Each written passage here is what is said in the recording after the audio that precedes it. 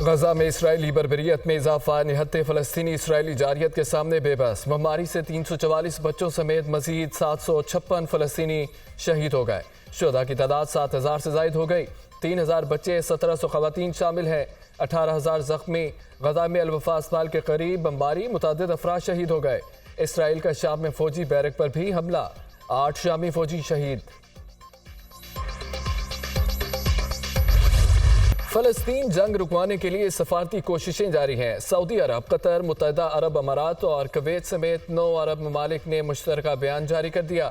Israel गजा में हमले बंद करे, खुराक, अद्वियात, ईंधन के सप्लाई फौरी बहाल की जाए। अरब ममालिक का मुतालबा, तुर्किया इसराइली जारहियत पर खामोश नहीं रहेगा। मगरिब की खामोशी अफसोसनाक है। आलमी बरादरी को जंग रुकवाने के लिए और कितने बच्चों की लाशें चाहिए? सदर तुर्किया रजब तैयब एर्दोगान का सवाल। हमास ने भी अपना वक्त रूस भेजने का ऐलान कर दिया। गजा के लोगों के लिए इमदाद और दीगर मुख्तलिफ अमूर पर रूसी हुकाम से बातचीत की जाएगी। आलमी मीडिया की रिपोर्ट।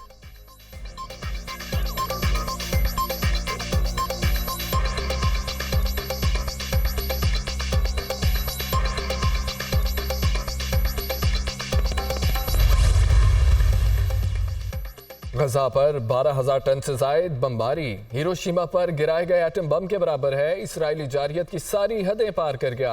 अमरीकी अदाकारा सोजैन का फ़लस्तीनी अवाम से इज़हार यकजहती, फौरी बमबारी रोकने का मुतालबा।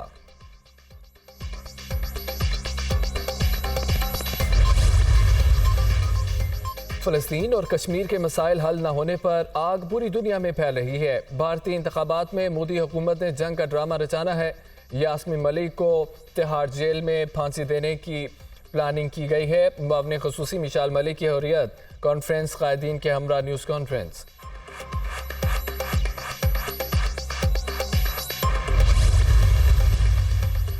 गजा में जंग जारी रही तो इससे अमेरिका भी नहीं बच पाएगा। गजा में लगी आग को अमेरिका पहुंचने में देर नहीं लगेगी। हम खित्ते में जंग की तोसी का खैर मकदम नहीं करते। इसराइल की इंतकामी कार्रवाइयाँ फौरी बंद होनी चाहिए।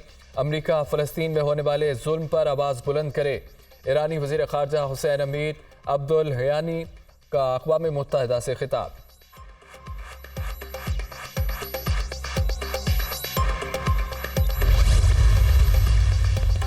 अमरीकी फ़ौज का इराक में टारगेट हमला नाकाम हो गया।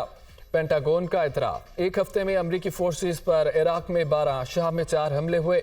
मज़ीद 900 फ़ौजी मशरिक़ वस्ता पहुंच गए। नए तैनात होने वाले फौजी इसराइल नहीं जाएंगे। लड़ाई रुक जाए तो हसास तमाम यरगमालियों को फौरन रिहा कर देगा। यरगमालियों के रिहाई के लिए फौरी जंग बंदी ज़रूरी है। ये बहुत ही मुश्किल मुज़ाकरात हैं।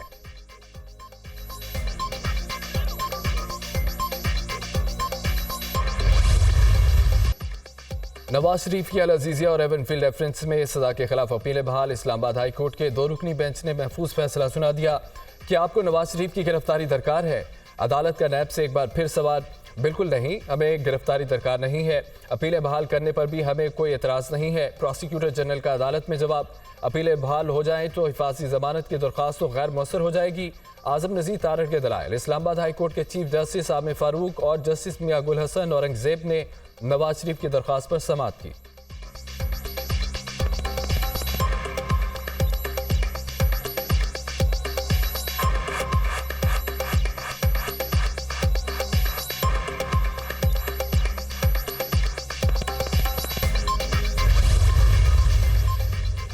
नवाज शरीफ की अपीलों की बहाली निज़ाम अदल पर लगने वाले धब्बे को धोने के तरफ एक कदम है। इंशाअल्लाह फतह इंसाफ की होगी।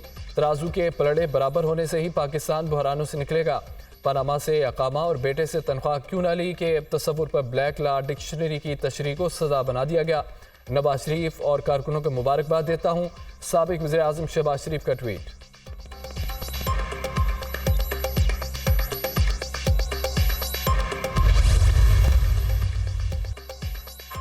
और हर पाकिस्तानी की हिफाजत और सलामती इंतहाई अहमियत की हामिल है, जिस पर किसी भी कीमत पर समझौता नहीं होगा।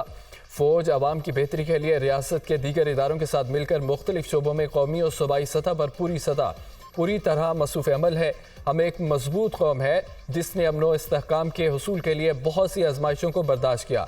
पाकिस्तान की मुसल्लह अफ़वाज, सिक्योरिटी और इंटेलिजेंस के इदारे दुश्मन क़ुव्वतों की मुसलसल कोशिशों के बावजूद दहशत गर्दी की लानत का बहादुरी से मुकाबला कर रही हैं।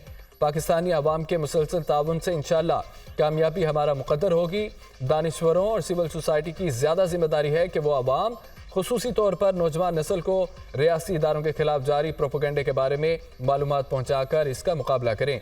Army chief general Syed Asim Munir की 25वें नेशनल सिक्योरिटी वर्कशॉप के शुरका से गुफ्तगू। शुरका को बैनुल अक़वामी और इलाक़ाई सिक्योरिटी और कौमी सलामती की सूरत हाल पर ब्रीफिंग दी गई।